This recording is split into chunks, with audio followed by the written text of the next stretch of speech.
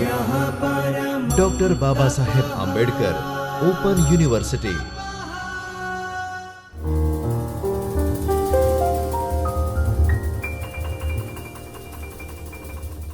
નમસ્કાર વિદ્યાર્થી મિત્રો, ડૉક્ટર બાબા સાહેબ આંબેડકર ઓપન યુનિવર્સિટીના ચૈતન્ય સ્ટુડિયોમાંથી હું Krunal Mistry, assistant professor, school of commerce and મેનેજમેન્ટમાંથી આપનું હાર્દિક સ્વાગત કરું છું. વિદ્યાર્થી મિત્રો, આજે આપણે દ્વિતીય વર્ષ બીકોમમાં કંપની કાયદો, જેનો કોડ છે BCCOL N206, જેમાં ભાગ 1માં એકમ નંબર 4 કંપની કાયદાની જોગવાઈ 2013 પ્રમાણે ડિવિડન્ડ અને વ્યાજ સહિતની શું જોગવાઈ છે તેના વિશે આગળ ચર્ચા કરીશું. વિદ્યાર્થી મિત્રો, આપણે લાસ્ટ લેક્ચરમાં ડિવિડન્ડ ચૂકવણીના અમુક પ્રકારો વિશેની ચર્ચા કરી હતી કે જેમાં કોઈ પણ કંપની જ્યારે પોતાના શેર હોલ્ડરને ડિવિડન્ડ ચૂકવતી હોય તો એના માટે કયા કયા પ્રકારે એ ડિવિડન્ડ ચૂકવી શકે એના વિશે ચર્ચા કરી હતી, જેમાં શેર સ્વરૂપે ડિવિડન્ડ ચૂકવી શકે, રોકડ સ્વરૂપે ચૂકવી શકે, જામીનગીરી સ્વરૂપે ચૂકવી શકે, તેમજ અમુક પ્રકારો વિશે આજે પણ ચર્ચા કરીશું. ત્યારબાદ અણચૂકવેલ ડિવિડન્ડ શું છે અને એના માટે કઈ જોગવાઈ આપેલી છે કંપની દ્વારા 2013માં તેના વિશેની ચર્ચા આપણે કરીશું. Investor education and protection fund, સરકારે જે ફંડ બનાવ્યું છે તો એના માટે કંપનીની શું જોગવાઈ છે તેના વિશેની આપણે ચર્ચા કરીશું. ત્યારબાદ ડિવિડન્ડની ચૂકવણી માટેના સ્ત્રોત કયા કયા છે. કોઈ પણ કંપની જ્યારે પોતાના શેર હોલ્ડરને ડિવિડન્ડ ચૂકવતી હોય તો એ ડિવિડન્ડ ચૂકવતી વખતે એણે કઈ વસ્તુનું ધ્યાન રાખવાનું છે અને એને કયા સ્ત્રોતમાંથી તે ડિવિડન્ડની ચૂકવણી કરવાની છે તેના માટે પણ અમુક જોગવાઈઓ આપેલી છે કંપની ધારામાં, તો તે પણ આપણે જોઈશું. અને ત્યારબાદ જે વહેંચણી પાત્ર નફો અને ડિવિડન્ડ માટેનો નફો છે એ બંને વચ્ચે મુખ્ય શું તફાવત છે. બંને નફો જ છે, પણ એ નફામાં મુખ્ય તફાવત કયો છે તેના વિશેની આપણે વાત કરીશું. તો સૌથી પહેલાં જે પ્રકારો છે તેમાં એક બે પ્રકાર આપણે જે બાકી હતા તેના વિશે આજે પહેલાં ચર્ચા કરીએ. સૌથી પહેલાં ઉત્પાદિત વસ્તુ કે અન્ય મિલકત સ્વરૂપે આપણે જોયું તો અગાઉ કે શેર સ્વરૂપે, રોકડ સ્વરૂપે, જામીનગીરી સ્વરૂપે, આ બધા અલગ અલગ સ્વરૂપે ડિવિડન્ડ કંપની ચૂકવી શકે. પણ જો કોઈ કંપનીને પોતાની ઉત્પાદિત વસ્તુ અથવા તો કોઈ અન્ય મિલકત સ્વરૂપે ડિવિડન્ડ ચૂકવવું છે તો તેના માટે પણ જોગવાઈ આપેલી છે. તો કંપનીઓ ડિવિડન્ડ તરીકે રોકડ કે શેર આપવાને બદલે જો કોઈ વસ્તુનું ઉત્પાદન કરતી હોય અને એ ઉત્પાદિત વસ્તુ આપવા માંગે ડિવિડન્ડ સ્વરૂપે તો તે પણ આપી શકે છે. બરાબર? એટલે આપણે બીજા બધા કિસ્સાઓમાં જોયું હતું કે કંપની શું કરે કે કંપની પાસે જે રોકડની તાત્કાલિક વ્યવસ્થા થઈ શકે એમ ન હોય અને માલનો ભરાવો થઈ ગયો હોય, બરાબર, વધારે પડતું ઉત્પાદન થઈ ગયું માલનું અને બજારમાં તેની જે માંગ છે તે ઓછી હોય અથવા તો માંગ કરતાં વધારે ઉત્પાદન થઈ ગયું છે અને ગોડાઉનમાં માલનો ભરાવો થઈ ગયો છે, તો આવા માલને ખાલી કરવા માટે કંપનીએ રોકડ ચૂકવવી એની જગ્યાએ બીજો વિકલ્પ શું છે કંપની પાસે કે પોતાનો જે ઉત્પાદિત કરેલો માલ છે તેને પણ તે શેર હોલ્ડરને આપી શકે ડિવિડન્ડ સ્વરૂપે. તો કંપની જે ઉત્પાદિત વસ્તુ છે તેની કૂપન પણ શેર હોલ્ડરને આપી શકે અથવા તો તે તૈયાર માલ પણ આપી શકે. એટલે એનાથી શું થાય કે એની જે વસ્તુ છે તેનું વેચાણ પણ થશે અને જે ગ્રાહક છે તે ગ્રાહકને વસ્તુ લેવા માટે જે ડિસ્કાઉન્ટ મળવું જોઈએ તે ડિસ્કાઉન્ટ મળી જશે. એટલે આપણે જોઈએ છે ઘણી બધી જગ્યાએ કૂપન મળતી હોય છે કે જેમાં ડિસ્કાઉન્ટ કૂપન હોય, બરાબર, કે આપને કોઈ વસ્તુ ખરીદવી છે પણ તે કૂપનમાં ઓફર છે કે 50% ડિસ્કાઉન્ટથી આપને એ વસ્તુ મળી શકશે. તો આ ટાઈપની કૂપન પણ કંપની શું કરી શકે, શેર હોલ્ડરને ડિવિડન્ડ તરીકે આપી શકે. બરાબર? તો શેર હોલ્ડરો જો વસ્તુ ખરીદવા માંગતા ન હોય તો તે આ કૂપન ગમે તે વ્યક્તિને વેચી પણ શકે છે. બરાબર? કોઈ શેર હોલ્ડરને પોતાને જરૂરિયાત નથી તે વસ્તુની તો તે કૂપન શું કરશે, કોઈ બીજા ગ્રાહકને અથવા કોઈ બીજા વ્યક્તિને આપશે અને વેચીને તેની જે પણ ડિસ્કાઉન્ટની રકમ છે તેટલી અથવા તો તેનાથી જે પણ નક્કી કરેલી રકમ હોય તે પાછી મેળવી શકે છે.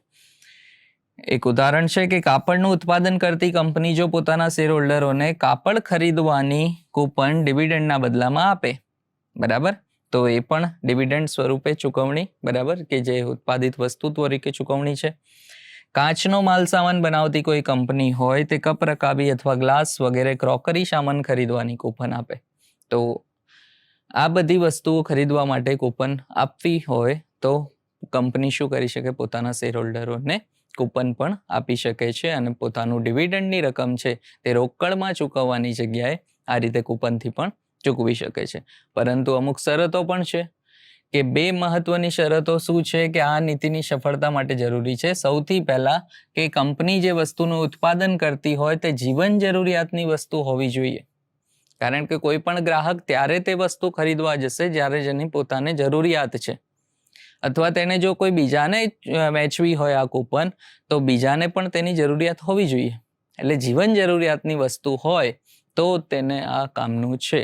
કોઈ કાર બનાવતી કંપની હોય તો કાર દરેક માટે જીવન જરૂરિયાતની વસ્તુ નથી, બરાબર. અને એના માટે કોઈ કૂપન આપતા હોય તો કૂપન કદાચ આપે 5% ડિસ્કાઉન્ટ, પણ 5 લાખની કિંમતની કાર હોય અને સામે તમે 5% ડિસ્કાઉન્ટ આપતા હોય તો બધા શેર હોલ્ડર તે કાર ખરીદી શકવાના નથી. એટલે સૌથી પહેલા મહત્વની વસ્તુ એ છે કે આ જે વસ્તુ છે તે જીવન જરૂરિયાતની હોવી જોઈએ, બરાબર, અને ગ્રાહકને પરવડે તેવી હોવી જોઈએ. એટલે અહીંયા લખ્યું છે કે બીજું, સામાન્ય રીતે જે બજારમાં તેનો જે ભાવ ચાલતો હોય તેના કરતાં થોડી ઓછી કિંમતે આ માલ વેચવો જોઈએ, તો તેને ગ્રાહક ખરીદશે. નહીતર તો કૂપનનો મતલબ શું? તમે બહાર પણ 100 રૂપિયામાં વેચો છો અને તે તમારા શેર હોલ્ડરને પણ તમે 100 રૂપિયામાં આપો છો, અથવા તો 150 કરીને 50 રૂપિયા ડિસ્કાઉન્ટ, તો એનો કોઈ મતલબ નથી. એટલે ત્યાં આગળ એ જરૂરી છે કે બહાર જો તમે બીજા ગ્રાહકને 100 રૂપિયામાં આપો છો તો પોતાના શેર હોલ્ડરને કૂપનનો ઉપયોગ કરીને તે વસ્તુને 80 રૂપિયામાં 70 રૂપિયામાં આપી શકો, તો એ ગ્રાહકને ફાયદો થશે અને ખરીદવા માટે તૈયાર થશે. એટલે આ બે મહત્વની શરતો છે જ્યારે પણ કોઈ કંપની પોતાનું ડિવિડન્ડ આ રીતે ચૂકવવા માંગતી હોય તે વખતે. એટલે આપણે એક વાત સ્પષ્ટ કહી શકીએ કે ડિવિડન્ડ સામાન્ય રીતે તો રોકડમાં જ ચૂકવાતું હોય છે, એના જ સ્વરૂપમાં આપવામાં આવે છે. અને ભારતમાં જે કંપની ધારા મુજબ પણ એવું લખેલું છે કે ડિવિડન્ડ રોકડ સ્વરૂપે જ આપવું પડે છે, પણ ડિવિડન્ડના બદલામાં બોનસ શેર આપી શકાતા નથી, એ એક મહત્વનું છે. પણ પશ્ચિમના આપણા દેશો છે એમાં ડિવિડન્ડ રોકડ સિવાય જે આપણે અલગ અલગ રીતો જોઈ, અલગ અલગ પદ્ધતિઓ જોઈ, તે પદ્ધતિ મુજબ પણ ડિવિડન્ડ ચૂકવવામાં આવતું હોય છે. એટલે શેર સ્વરૂપે આપવામાં આવતું હોય છે, જામીનગીરી સ્વરૂપે, ઉત્પાદિત વસ્તુ સ્વરૂપે અથવા અન્ય મિલકત સ્વરૂપે પણ તે ચૂકવવામાં આવતું હોય છે. એટલે પશ્ચિમના દેશોમાં તે ઉપયોગમાં લેવાય છે. ભારતમાં કંપની ધારામાં લખેલું છે કે ડિવિડન્ડને રોકડ સ્વરૂપમાં ચૂકવવું, એટલે કે ડાયરેક્ટ શેર હોલ્ડરના ખાતામાં જમા કરવું, બરાબર. તો આ એક અલગ અલગ જે આપણે મુદ્દાઓ જોયા કે કોઈ પણ કંપની પોતાનું ડિવિડન્ડ કઈ રીતે ચૂકવી શકે, તો એના અલગ અલગ પ્રકારો. આગળ જે મુદ્દો છે આપણો કે અણચૂકવેલ ડિવિડન્ડ. અણચૂકવેલ ડિવિડન્ડ જેની અગાઉ પણ આપણે ચર્ચા કરી હતી, અહીંયા એક પોઈન્ટ એનો અલગથી આપેલો છે કે કલમ 124 મુજબ જો કોઈ કંપની ડિવિડન્ડ જાહેર કરતું હોય અને એ ડિવિડન્ડ જાહેર કરવાના 30 દિવસની અંદર તેણે એ અંગે ચૂકવણી કરવામાં ન આવી હોય, બરાબર, અથવા તો તે અંગેનો કોઈ દાવો પણ કરવામાં નથી આવ્યો, તો આવા સંજોગોમાં ડિવિડન્ડના જાહેર થયાના 30 દિવસ પછી, બરાબર, 30 દિવસ પતી ગયા ત્યાં સુધી કંપનીએ કોઈ ડિવિડન્ડ પણ નથી ચૂકવ્યું અને તેના વિશેની કોઈ જાહેરાત પણ નથી કરી, કોઈ દાવો પણ મંજૂર નથી કર્યો, તો પછી શું કરવાનું કે 30 દિવસ પૂરા થઈ જાય એના 7 દિવસની અંદર જે ડિવિડન્ડની રકમ છે, સંપૂર્ણ રકમ એક બેંકના ખાતામાં, નવા ખાતામાં વણચૂકવેલ ડિવિડન્ડ ખાતા તરીકે જમા કરાવવાની રહેશે, બરાબર. એક નવું ખાતું ખોલાવવું પડશે શેડ્યુલ બેંકમાં અને એ શેડ્યુલ બેંકમાં ખાતું ખોલાવીને આ રકમને જમા કરાવવી પડશે, બરાબર, કે આ વણચૂકવેલ ડિવિડન્ડ છે એ તરીકે જમા કરાવવાનું રહેશે. અને પેટા વિભાગ જે 2 છે કલમ 124નો, એની અંદર પણ એ જણાવ્યું છે કે અવધિના 90 દિવસના સમયગાળામાં આ રકમ વણચૂકવેલ ડિવિડન્ડ ખાતામાં જમા કરાવ્યા પછી જે તે કંપની એક નિવેદન તૈયાર કરવાનું રહેશે અને એની અંદર જે ચૂકવણી માટે વ્યક્તિના નામ, તેનું છેલ્લું સરનામું સાથે વણચૂકવેલ ડિવિડન્ડની રકમ, આ બધી વિગતો વેબસાઇટ ઉપર મૂકવાની રહેશે, બરાબર. 90 દિવસની અંદર કે કોને કોને ડિવિડન્ડ ચૂકવ્યું નથી તે દરેક શેર હોલ્ડરના નામ, એનું સરનામું અને સાથે સાથે જે ડિવિડન્ડની રકમ જે ચૂકવવાની થાય છે શેર હોલ્ડરને, તે પ્રમાણેની વિગત તૈયાર કરીને વેબસાઇટ ઉપર મૂકવાની રહેશે. અને જો જરૂર પડે તો સરકાર દ્વારા જે નિર્ધારિત વેબસાઇટ ઉપર તે સ્વરૂપે જે સમયે અથવા જે તે દિશા નિર્દેશ અનુસાર પણ મૂકવાની રહે. બરાબર. એટલે સરકાર પણ આમાં હસ્તક્ષેપ કરી શકે છે કે જો કોઈ કંપની આ કાયદાનું પાલન નથી કરતું તો પછી એને સરકાર પણ કરાવી શકે છે.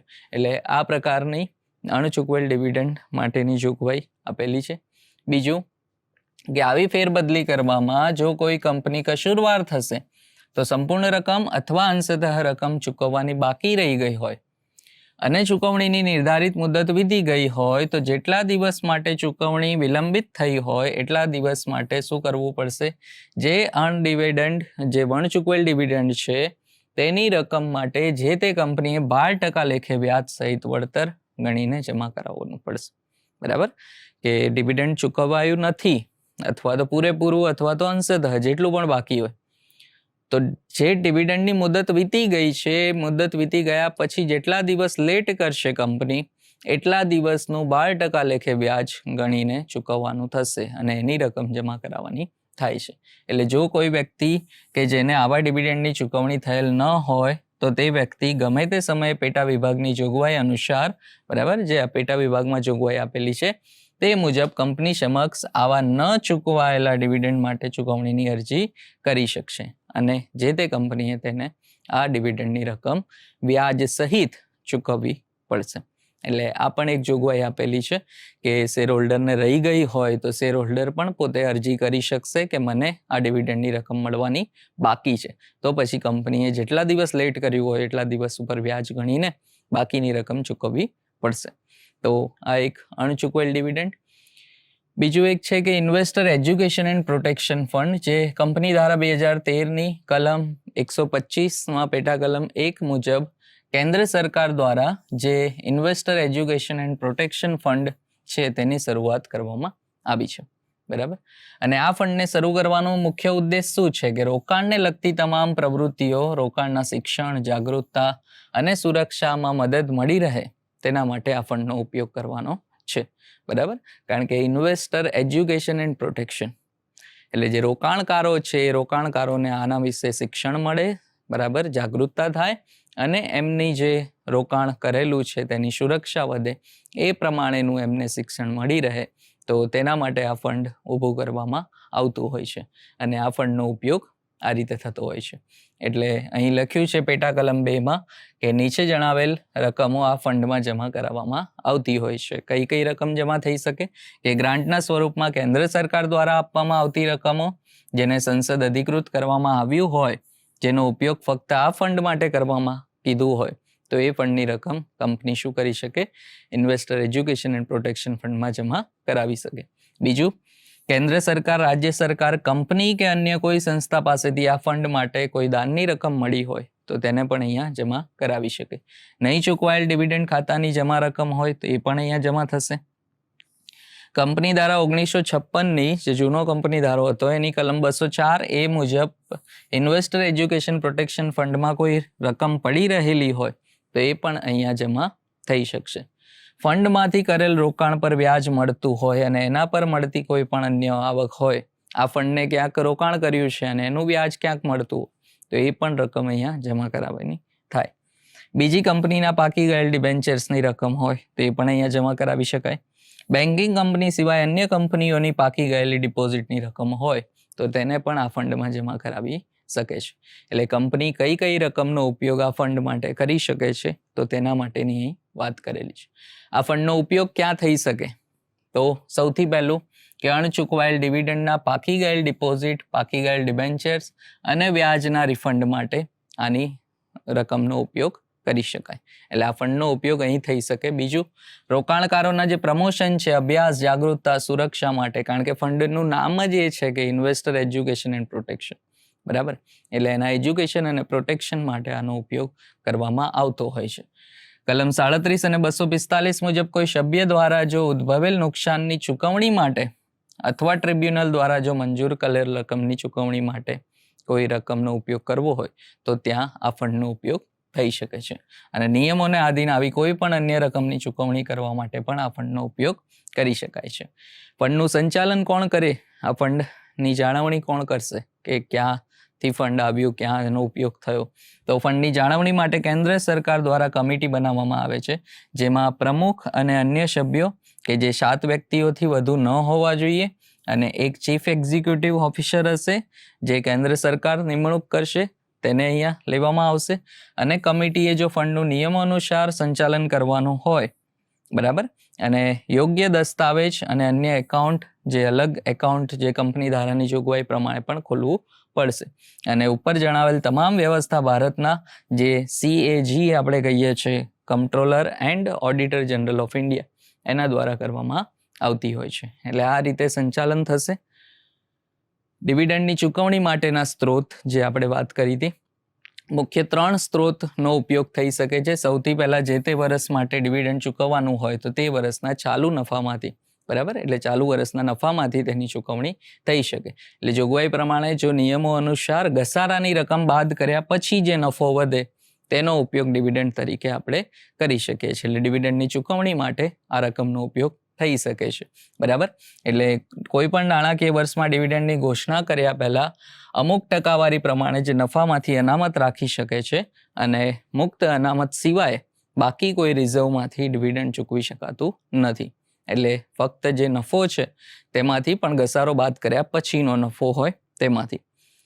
એવી જ રીતે પાછલા નાણાકીય વર્ષના અવિભાજિત નફામાંથી પણ કંપની શું કરી શકે છે? ડિવિડન્ડ ચૂકવી શકે છે. એટલે અગાઉના વર્ષનો કોઈ જો નફો પડ્યો હોય કંપની પાસે પણ ઘસારો બાદ કર્યા પછીનો, બરાબર, અને મુક્ત અનામત સિવાય અન્ય કોઈ અનામતમાંથી કોઈ કંપની ડિવિડન્ડની રકમ ચૂકવી શકતી નથી. એટલે અગાઉના વર્ષોની પણ કોઈ મુક્ત અનામત હોય તો તેમાંથી પણ કંપની આ ડિવિડન્ડની રકમ ચૂકવી શકે છે. અને સંબંધિત સરકાર દ્વારા જો કોઈ આપવામાં આવેલ ગેરંટીના અનુસંધાનમાં ડિવિડન્ડની ચૂકવણી માટે કેન્દ્ર અથવા રાજ્ય સરકાર દ્વારા કોઈ પણ રકમ આપવામાં આવી હોય, ડિવિડન્ડની ચૂકવણી માટે સ્પેસિફિક એનું ફંડ આપવામાં આવ્યું હોય તો તેનો ઉપયોગ પણ અહીં કંપની કરી શકે છે. એટલે જે નફો આપણે શબ્દ ઉપયોગ કર્યો છે, નફો એટલે કંપનીના જે અધિનિયમની જોગવાઈ અનુસાર ઘસારા માટેની જોગવાઈ પછીનો. આપણે ચર્ચા કરી જ છે કે ઘસારો બાદ કર્યા પછીનો, પણ ઘસારાની જે જોગવાઈ હોય એ પ્રમાણે એને બાદ કરી પછી એનો ઉપયોગ થઈ શકે. એટલે આ એક ડિવિડન્ડની ચૂકવણી માટેના સ્ત્રોત છે. અને છેલ્લે વહેંચણી પાત્ર નફો અને ડિવિડન્ડ માટેનો નફો, આ બંને વચ્ચે શું તફાવત છે? તો બંને નફો અલગ અલગ છે, એનો બંનેનો મતલબ અલગ છે. વહેંચણી પાત્ર નફો એટલે મહત્તમ નફો જે કંપની પાસે થયો છે. જરૂરી નહીં કે જે વહેંચણી પાત્ર નફો છે એ બધો તમે ડિવિડન્ડ સ્વરૂપે આપી દો. એટલે ડિવિડન્ડ માટેનો નફો અલગ હોય, બરાબર. એટલે કાયદા અનુસાર જે કંપનીને શેર હોલ્ડરને ડિવિડન્ડના રૂપમાં વહેંચી શકે એ વહેંચણી પાત્ર નફો છે.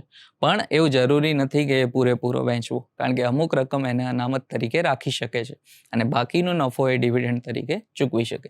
એટલે ડિવિડન્ડ માટેનો નફો અહીંયા કીધું છે કે જે ડિરેક્ટર દ્વારા પાછલા વર્ષોના જે નુકસાન અથવા અનામત માટે ટ્રાન્સફર કર્યા પછી જે નફો વધે અને કોઈ અન્ય હેતુ માટે જો રકમની જોગવાઈ કરવાની હોય તો તે તમામ જોગવાઈ કર્યા પછી જે નફો વધે છે તેને ડિવિડન્ડ માટેનો નફો કહી શકાય. એટલે વહેંચણી પાત્ર નફામાંથી આ રકમ બાદ થાય અને પછી જે નફો વધે તેને આપણે ડિવિડન્ડ માટેના નફા તરીકે કહી શકીએ. તો વિદ્યાર્થી મિત્રો, આ ચેપ્ટરમાં આપણે મુખ્યત્વે જે ડિવિડન્ડ અને અનામત માટેની જે જોગવાઈ આપેલી હતી, વ્યાજ અને ડિવિડન્ડની જે જોગવાઈ કંપની દ્વારા 2013માં, બરાબર, તો એના વિશેની ચર્ચા કરી. તો આ સાથે આ એકમ અહીં આપણે પૂરું કરીએ છીએ. ધન્યવાદ.